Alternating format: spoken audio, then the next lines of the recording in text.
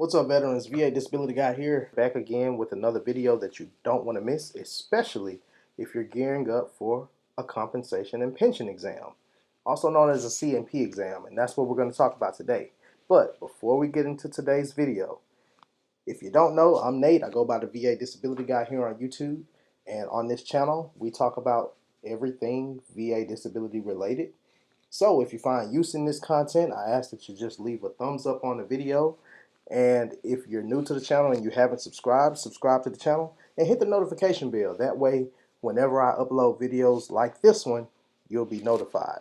And what that does is it lets the YouTube algorithm know that these videos are important and they'll push these videos to more veterans like yourself.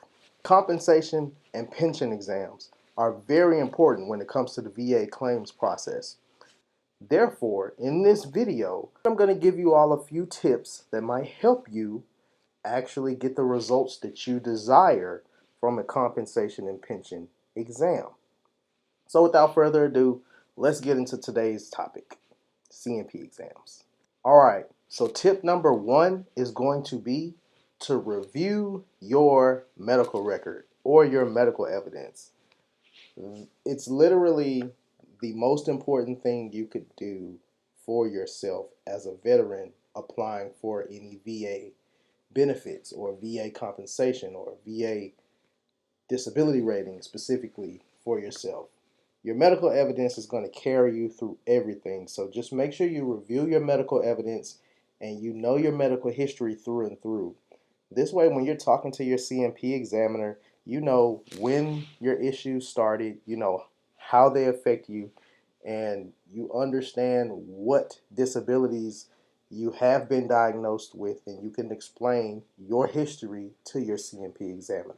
Tip number two, understand the purpose of your C&P exam. You need to know why you're there and what you're being evaluated for. Usually, of course, it's for service-related disability. So just understand and know why you're there and stick to the script. Don't talk about anything that they're not asking about. If you're there for your migraines, don't get to talking about your flat feet.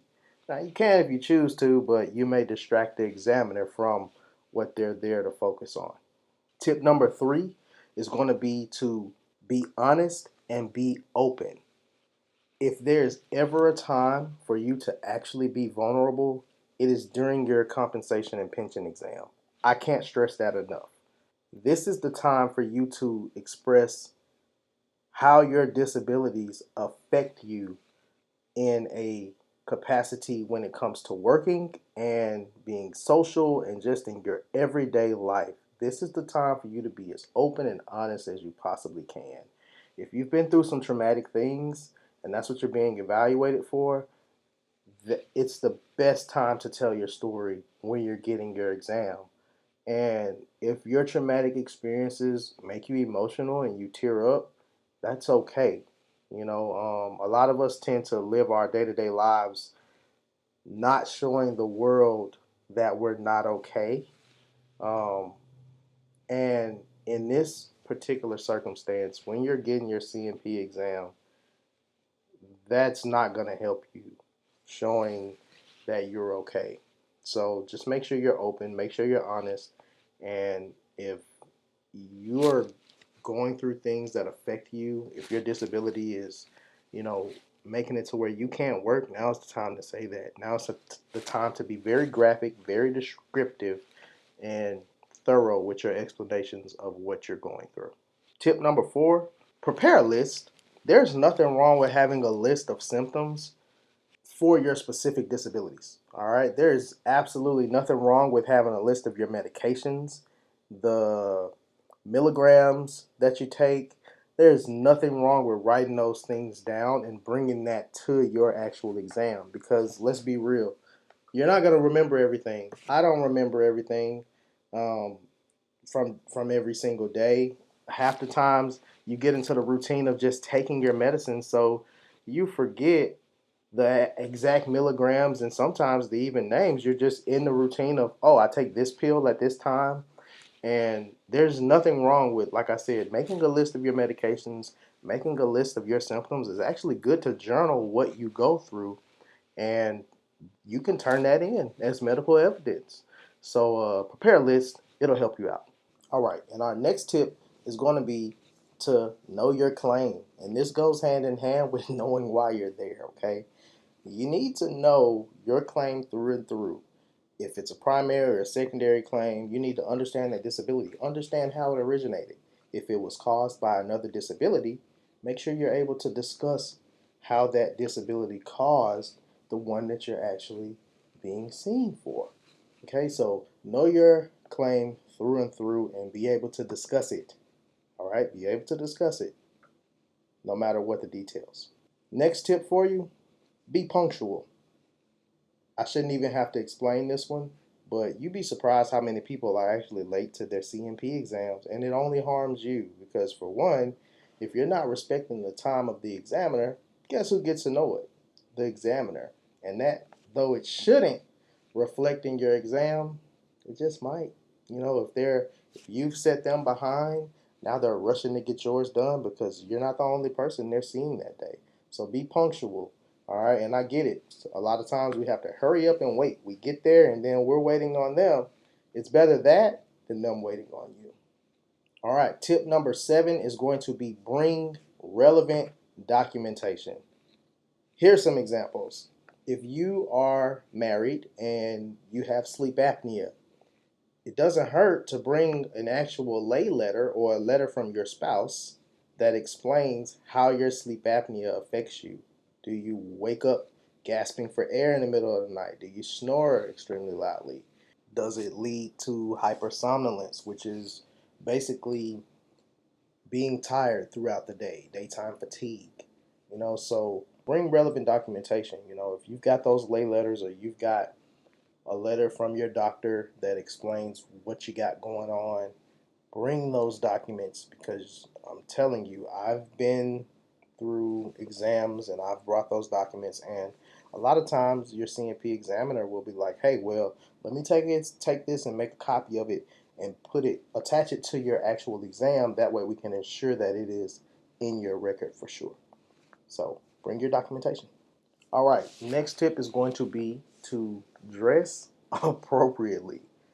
Now, during your CMP exam is not the time for you to be Mr. or Mrs. GQ or Dapper Dan or Dapper Danielle. Let's just be real about it. Now, you do want to be clean and presentable for your exam, but you don't want to be overdressed, okay? You want to go comfortable because if it's a physical exam, like if they're for let's see, like feet issues or limited range of motion in your knees or elbows or things like that, shoulders, they're gonna flex you around. So you want to be in proper clothing that will allow you to actually move. So don't go in a suit because you're gonna look like you're a businessman. You're prepared and ready for business, and most people see a suit and their unconscious bias sets in and they feel like a person in the suit is more than likely not disabled.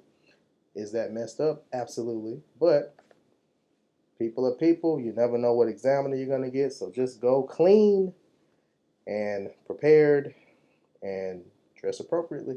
Tip number 9, stay focused, stay calm. Okay? Now, some of us have anxiety, which I understand. It may be a little bit angst, but try to be as calm as you can and focused as you can, because it's very easy to get distracted during these exams. It's not the time for you to just go off on tangents about things that don't matter, because more than likely your examiner is going to be very nice and they're probably not going to say, hey, shut up, get back to the topic at hand. They're going to probably be more than nice with you, hopefully. um, And if you don't understand a question that's being asked or anything that's being spoken about, it's okay to say, hey, I don't understand. Can you break this down um, at a more elementary or fundamental level so that I can understand? Because once again, these are doctors and they may talk a specific lingo that you don't talk. And it's okay to say, hey, I don't understand what the heck you're saying. What do you mean? Number 10, and our final tip for you today, follow up. follow up on your exam. It's okay to say, hey, just call them to see what the status is. It's absolutely okay to follow up and see where your results are. I do like the VA system online. You can actually see where your uh, claim process is. If it's under review, if you're waiting CNP exam, you can actually see on the site where or what the status is of your actual claim. So yeah, just follow up and you'll be okay. All right, ladies and gentlemen, that's going to do it for today's video. I hope you found use in it, and if you did, I ask that you leave a thumbs up. And if you're not subscribed to the channel, now is a great time to subscribe to the channel and hit that notification bell so that whenever I upload content, you are notified. And for those of you that have not gotten to the CNP exam process yet, and you're still trying to file your claims, I would recommend checking out this video that explains how to actually file a VA claim, just in case you're interested. And as I always say, take care of yourself, take care of those around you, and until next time, I'll catch you all later. Peace.